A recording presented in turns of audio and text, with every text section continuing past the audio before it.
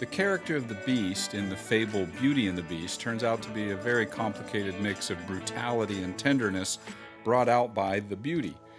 The portrayal of the divine character in Genesis is a totally different thing, but might have more similarities than some might want to consider.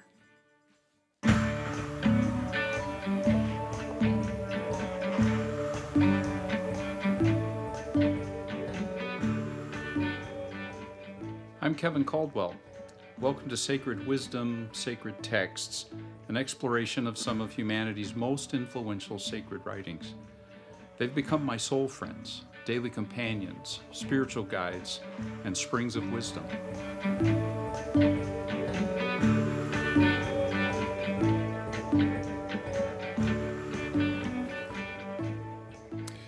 Well, last time I began to introduce Moses, the third of my sacred friends that I'm bringing into conversation together, and a good bit of my time was given to events in the book of Genesis, which, although it's called a book of Moses, actually recounts events which all took place long before Moses was born. They provide the backstory to his life. And that backstory ends with the people of Israel living in the land of Egypt in a peaceful state of coexistence.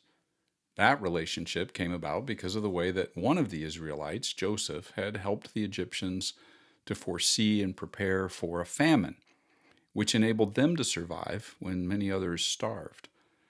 Through a variety of circumstances that some might see as serendipity or good luck, but which the writer of Genesis clearly sees as the mysterious hand of divine orchestration, the same events which enabled Egypt to survive resulted in the survival of Israel as well.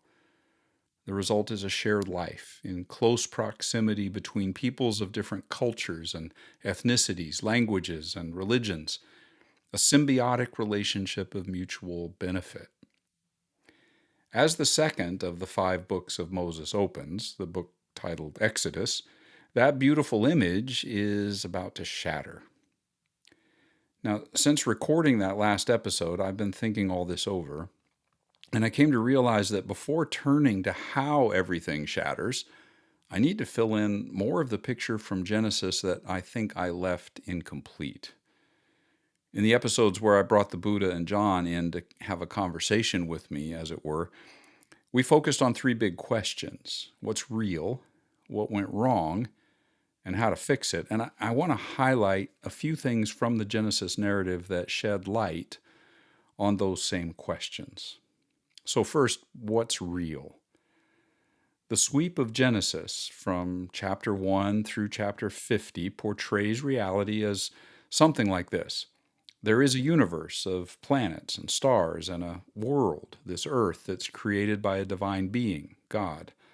A world made up of different elements, animals, species, and humans. And every species of living thing is portrayed in Genesis as continuing to multiply and sustain itself as a lineage, as it were, descending from a common origin. So, for example, all of humanity is from the same human origins, and all people therefore are ultimately relatives. And the same is said about, say, fruits and trees, etc. There are also angels in this picture of the real world, one of which, or whom, is called the angel of the Lord at various points in Genesis, which seems to be different than God at some points and yet identical with God at other points. And among these creatures, there's also mention of a living, intelligent evil that can also speak with humans, and it's described in the mythic figure of a serpent. Everything in creation is real according to Genesis, but Genesis shares the view of the Gospel of John that the really realist real is the divine being. And how does Genesis describe that divine being? In Genesis, God is described, I would say, in very raw, sometimes crudely raw, anthropomorphic terms, or to put it more simply, in Genesis, God has very human qualities. God speaks and designs, walks, asks questions, gets angry, feels sad, has regrets, makes decisions in response to how humans respond, including examples where God changes their own mind. God seems to forget and then remember, bargains and adjusts as a result of bargaining, gives commands, makes rules, makes promises, chooses people to do things. And while the books of Moses tell a story that steadily narrows down to a particular focus on the origins and history of a particular people, Israel, God is also depicted in Genesis as actively involved with characters and peoples who are peripheral to that main story, at least from the perspective of the author, peripheral. The God in these books is not just a local divinity concerned with only their own territory or chosen people. And Genesis certainly doesn't portray the chosen quote unquote people as the only good guys. Sometimes the other people are actually presented morally better. It doesn't portray all the others as the bad guys. Sometimes the chosen people are morally worse.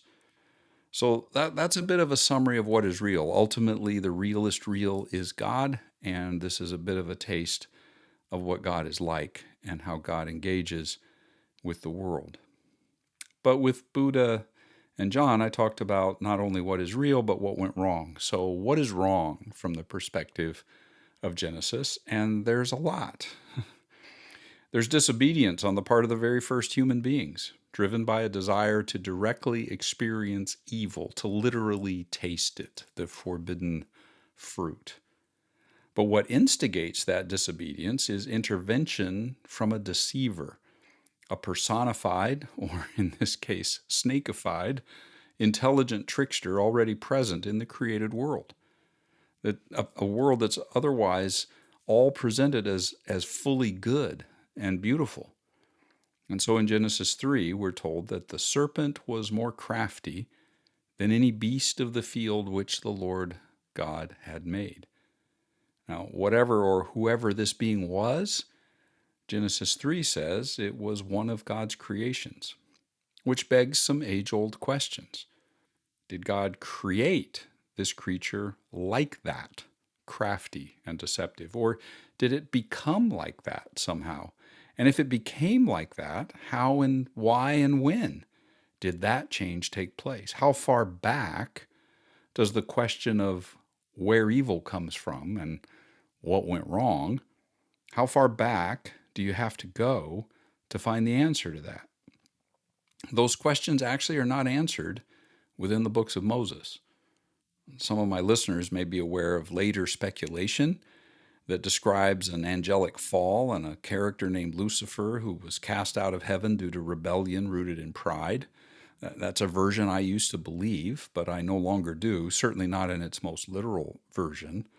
But even if that account is true, the question remains what prompted that character, Lucifer, to turn? And who created a world in which that could happen? And why would they create a world in which that could happen? In the end, that sort of an explanation really merely pushes the question of the origin of evil further back, chronologically, without providing a real answer, except that ultimately, God's the designer, and this was the design. While not all the details are provided, at the end of the day, what went wrong is some form of disobedience on the part of created beings, human and serpentine. And in both cases, if anything like the myth of Lucifer's fall is true, then what prompted the disobedience could be said to be a desire for more, quote unquote, which took the form of either pride, as in the myth of Lucifer's fall, or of wanting to experience more by tasting what it is to know evil, as in the mythic story of Adam and Eve. But again, all we actually have in the account of Genesis is the mere facts. There is some sort of a deceptive, living, active, personal presence, and it was involved in the events which led to the fact that the first humans disobeyed. Now, of course, it's not only the first humans who did so. The what went wrong list continues. There's murder. Cain kills his brother Abel. It's the first murder, and it's over religion, by the way. Or rather, it's a murder motivated by jealousy stemming from Cain's offering to God being rejected while Abel's was accepted. Religion has had blood on its hands for a long time, you could say, from the very beginning, according to Genesis. There's also hubris and arrogance, as in the story of the Tower of Babel. There's lies, Abraham lies about his wife to save himself, for example. There's selfishness. Abraham's nephew Lot chooses the best land. There are sexual predators. Sodom and Gomorrah lists that, but it's not the only place. There's kidnapping, human trafficking, rape, human sacrifice. And in the case of the latter, in the story of Abraham and Isaac, it's actually God who orders a human sacrifice. That last point is a dark event in the narrative, and I'm going to come back to it in more detail. But it provides, in a way, a kind of strange transition to my next question, which is, okay, if this is what is real, and God is the realist real, and if we've seen a little bit about what God is like, and if these are the things that went wrong, how to fix it? There's two major threads that begin to emerge in Genesis about the fix. One has to do with what I would call grace, and the other, what we could call judgment. And that latter, judgment, takes its most extreme expression as extermination. Let's start with the good news, though, grace. Genesis does portray God as responding to human failures and disobedience with kindness at various points, such as clothing Adam and Eve after removing them from Eden, or reassuring Abraham about his own future after Lot selfishly takes the best land, or the way God meets Joseph in an Egyptian jail after he was sold into slavery by his own brothers, and then works in such a way as to save those same brothers, and ultimately even all of Egypt, from famine. So there are other examples like that. What about the bad news? And let's talk about judgment. Adam and Eve were expelled from Eden. There were consequences to what they did. Cain is banished after killing his brother Abel. There's a Pharaoh who experiences consequences that are a kind of punishment, even though what happened isn't his fault. It's in response to Abraham telling lies, which puts the Pharaoh in a compromised position relative to Abraham's wife Sarah. The builders of the Tower of Babel are scattered, and their languages get confused in response to their hubris and arrogance. So there is judgment, but there is what I would call a darker side to how Genesis presents God's judgment. I'm saying this about a sacred text that I count as a friend, but I think honesty is a mark of real friendship, so I feel like I need to address this and get it on the table. Namely, there are instances in Genesis when the response of God to human actions is outright extermination. The first instance of this is the flood, an action which, if perpetrated by a human being, we would classify as an act of genocide. Another example is the wiping out of Sodom and Gomorrah. There'll be more examples of this kind of thing in the laws that Moses establishes after leading the people out of out of Egypt, the people of Israel out of Egypt.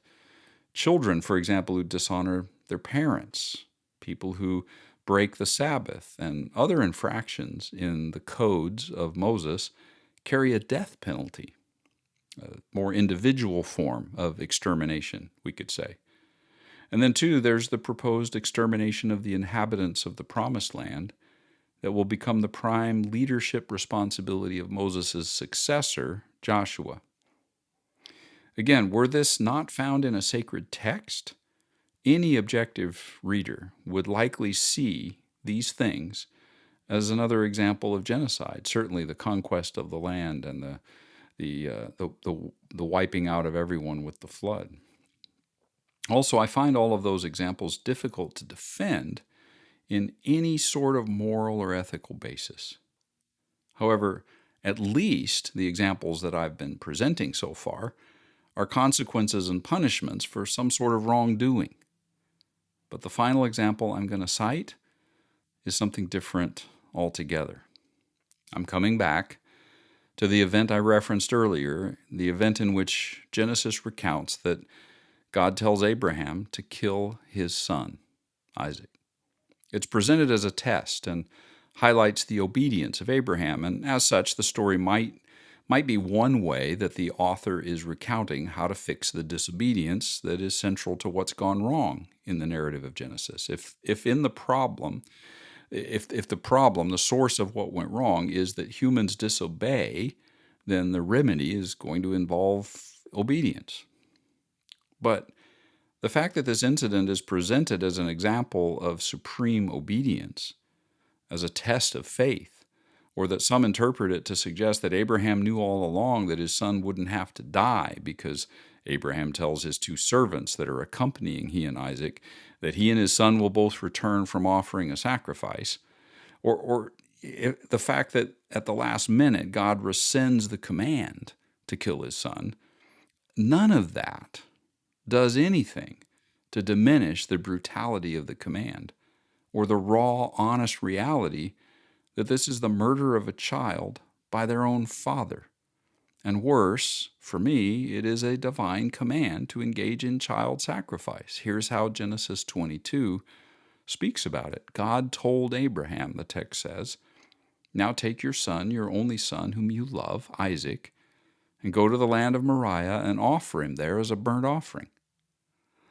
I have not been able to find a single explanation that serves to justify this event ethically or morally.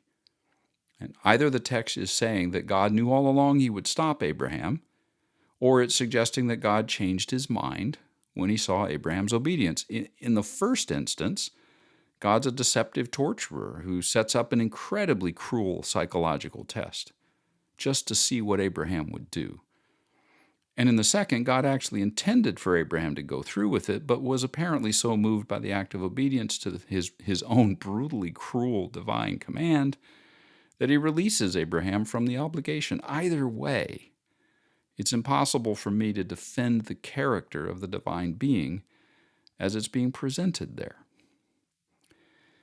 So, this whole picture of how, what is real and what went wrong and how to fix it is really complicated. But before I move on, let me come back to grace. And of course, this whole conversation will be something that when I bring Moses in to talk to Jesus and Buddha, we're going to dig more deeply into again. But let's go back to grace. Let's go back to the good news. In order to try to end this portion of the material on some sort of positive note, I want to turn to one of the most paradigmatic passages in the book of Genesis, one of the most well-known. A passage found in the earliest verses of Genesis chapter 12. And in that passage, Abraham is told that one of the promises made by God to him is that he and his lineage would be channels of blessing to all peoples, all cultures, all nations, all families, all clans, all tribes would be blessed. This is the thread, the plan of God, ultimately, according to Genesis. So how does the wrong get fixed? Through blessing here in Genesis 12.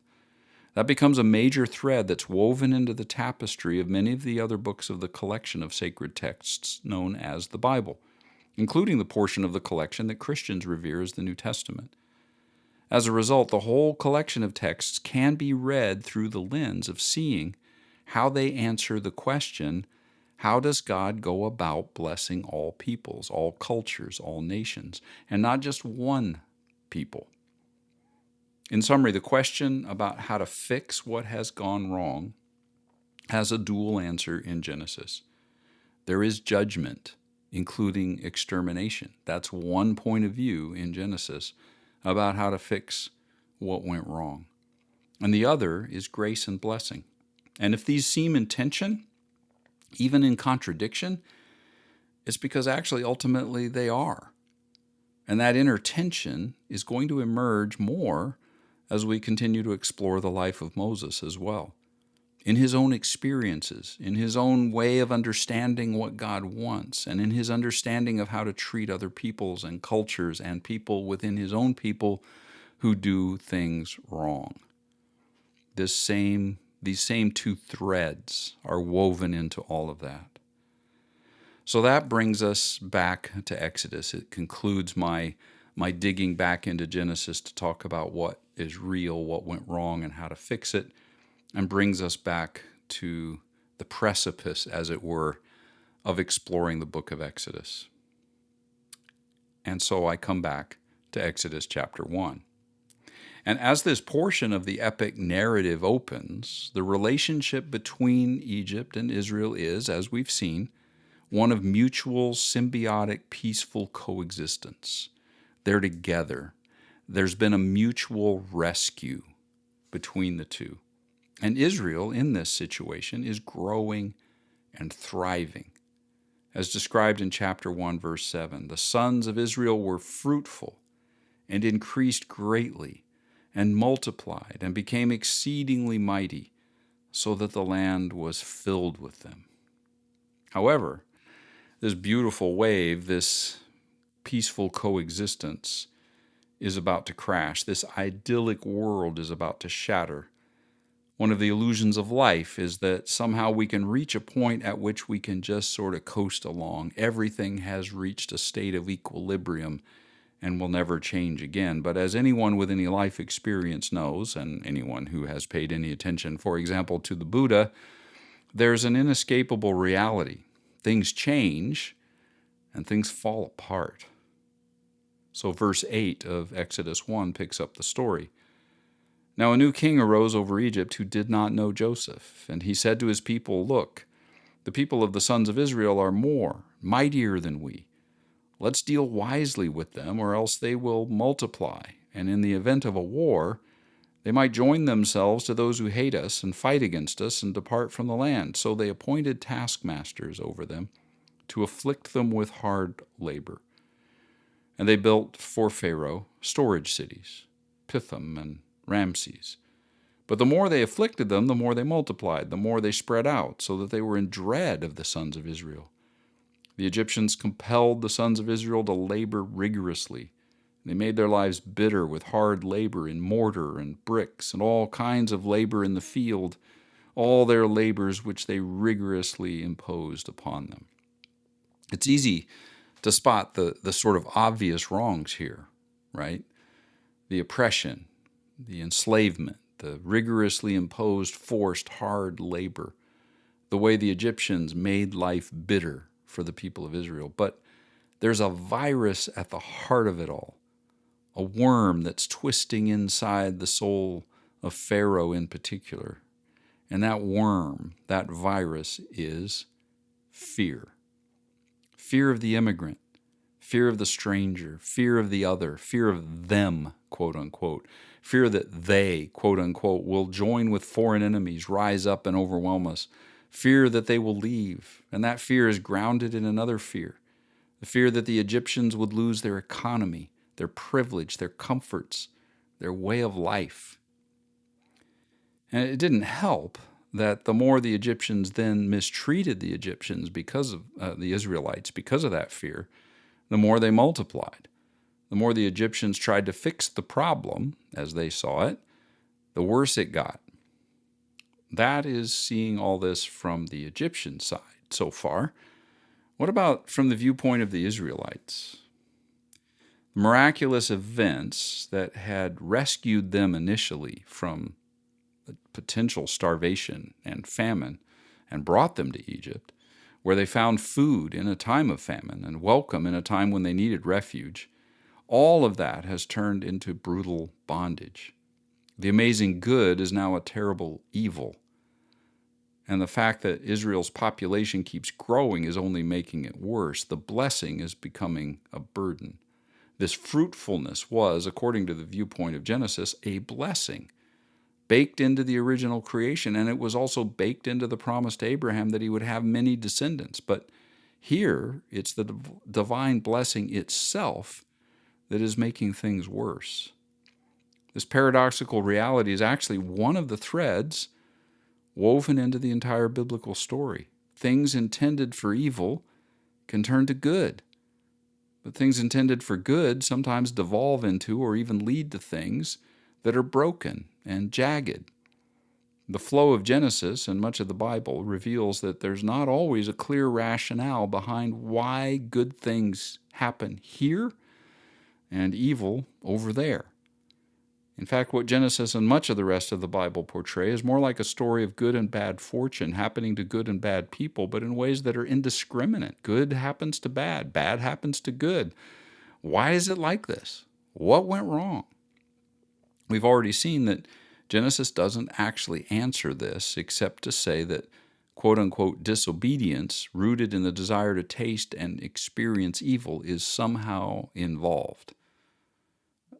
Now, according to the Buddha, what went wrong, of course, is craving and attachment. And according to John, it's the fear of being seen, hiding in the dark. And I'm going to bring these three together to talk about all this. What's real, what went wrong, and how to fix it. And Exodus is going to add even more texture and more specific events to all of this conversation than just what we've seen in Genesis so far. Things are becoming bad enough for Israel, we're noticing already, with all the rigorous taskmasterness of the Egyptians. It's already bad enough, but it's going to get even worse. So let me pick up at chapter 1, verse 15. The king of Egypt spoke to the Hebrew midwives, one of whom was named Shiphrah and the other named Puah, and he said, "When you're helping the Hebrew women to give birth, and you see them on the birth stool, if it's a son, then you'll put him to death. If it's a daughter, let her live." But the midwives feared God and didn't do as the king of Egypt had commanded. They let the boys live. So the king of Egypt called for the midwives and said, "Why have you done this? Why are you letting the boys live?" The midwives said to Pharaoh, "Because the Hebrew women are not as the Egyptian women. They're vigorous and give birth before the midwife can get to them." So God was good to the midwives, and the people multiplied and became mighty. Because the midwives feared God, he established households for them. Now, just as an aside, this is a minor point given all the other things in the story, and it's really not the focus of the story itself, but the fact that the text portrays this vast growing number of Israelites and yet seems to suggest, if we take it literally, that there were only 2 midwives to service this vast people. It's a reminder that the type of literary art we're being given here isn't trying to portray absolute literal detail. It's not literal history. It's myth, poetry, art. So by keeping the narration focused on a few representative characters here, the author is able to convey actual conversations that move the narrative forward. It provides a tool driving the story. Hundreds of midwives couldn't really do that. Now, of course, part of the theme here is the integrity of the midwives, as well as their intelligence, their cleverness, and their courage. Their lies actually put them in real danger if they get found out. They took risks to save these baby boys, and as a result, we're told that they're given families. That should be blessing, right? But if we're sensitive to the scene, we need to realize the situation that such a blessing is putting these midwives in. Imagine if they now give birth. What if it happens to be a boy? Now within their own family, there is the situation that falls under the edict of Pharaoh that all Egyptians are supposed to take part in killing them. Well, at least we're going to get there. Stay tuned. They do the right thing. They're blessed for it, and it just lands them in a worse situation. Sometimes when I read this sort of event in the Bible, I find myself imagining the characters in the stories looking up into the heavens and saying to God, "Yeah, with friends like you, who needs enemies? Quit helping us, will you?" Now, by now, we should be getting a clear picture of the fact that in the books of Moses, the blessings of God are not necessarily clear-cut guarantees of smooth sailing. And I say that because, as I hinted just a moment ago, things are about to get worse. And here's what I was referring to. Verse 22 of chapter 1. Pharaoh commanded, in response to what this encounter with the midwives, Pharaoh commanded all his people, not just the midwives, saying, "Every son who's born, you, all of you Egyptians, are to cast into the Nile, and every daughter keep alive." He's putting the responsibility now on all of Egypt. The plan of the midwives seemed to go well at first, in other words. Apparently, they seemed to get away with it at first. The implication seems to be that the baby boys were being rescued from death, if we just listen to the text. The text allows us to begin to hope, but only for the briefest of moments, kind of like life itself. The fallout from the courage of the midwives is that now all Egyptians are told to kill any baby boy they find among the slaves and laborers. The end result of the policy of killing all the boys turns out to be this. It's a slow genocide waged upon the people of Israel. By starting with just young boys, the Pharaoh is enabling Egypt to make use of the labor pool for a very long foreseeable period of time. But make no mistake, with this policy in place, there will come a day when all the males who don't fall under the decree right away will grow old and die, at which point there will be no mature males because all those under a certain age have been put to death. The last child-bearing couple will someday age out. There won't be any more, and they will die. And for a time, one can imagine a population of only female slaves, perhaps. They too would then age out and die. That's genocide. The irony in that, of course, is that this policy of Egypt will bring about precisely one of the outcomes that they fear. They're going to lose their free labor supply. So often, history tells us that our attempts at solutions only deepen our problems, and that's true of societies and individuals as well. But in the context of the story, I think it's important now to imagine the scene the text is painting, to feel our way into it. We need to feel our way into that situation, into that context, put ourselves deeply inside of it, because this has all been leading up to the point in the story at which my friend Moses comes on the scene. It's the setting into which Moses will be born. It's the setting in which he was conceived and will be carried in the womb. So let me talk a bit about Moses, my friend. I'm going to start wrapping up this episode by putting something on the table that's been brewing as I've been working on the preceding material. Genesis is not portraying the life of Moses, but is one of the books of Moses, setting the stage for 4 other whole books devoted to telling us about this man, and Exodus will be the one that I will focus on. I count Moses and these 5 books of Moses as one of my sacred friends, and yet my survey of Genesis leaves me with a very complicated set of reactions. There's a lot in the survey, and there will be more in the life of Moses, as I've suggested, that I simply can't metabolize. I can't accept as representing what is actually real, or at least what the divine wants to have real. I can't accept some of these things as solutions to whatever's gone wrong. And the reason I can't do it has to do with my friendship with John and the Jesus of John and the Buddha. As a follower of Jesus and a Buddha meditator, one of the ways I describe myself sometimes, I read something like Genesis with a certain set of lenses. And those lenses speak to me of what is real. And that nature of what is real is, from the Buddha and John, all-encompassing compassion and a love that is towards and into and embracing and humble. Much of the picture of the divine in Genesis is a far cry from that, and when I see those things in Genesis that are contrary to what I find through the lenses of John and the Buddha, I'm led to the conclusion that those aspects presented in Genesis don't represent what is real. We'll be talking, I'm sure, a lot more about that. And yet, I'm sitting here saying that Moses and the books of Moses are my friends. So how can I say that with all those inner contradictions?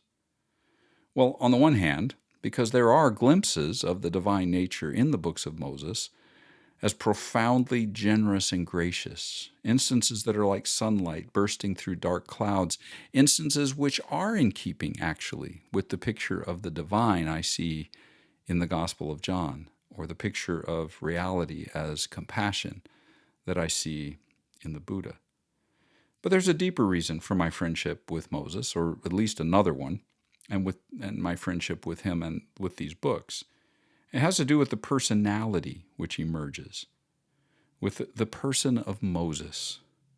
I don't agree with everything he does, or all of his decisions, or all of the things he teaches, nor do I think he was always hearing the divine voice correctly. But the more I get to know Moses, the man as presented in these texts, the more I find myself feeling a deep affinity, sympathy, and connection with him as a human being. And I learn from that. I see myself in him sometimes, in many different ways, including a deep affinity with his earliest experiences as a child, in the womb and in his early years. And that is where I'm going to pick things up with my friend Moses next time.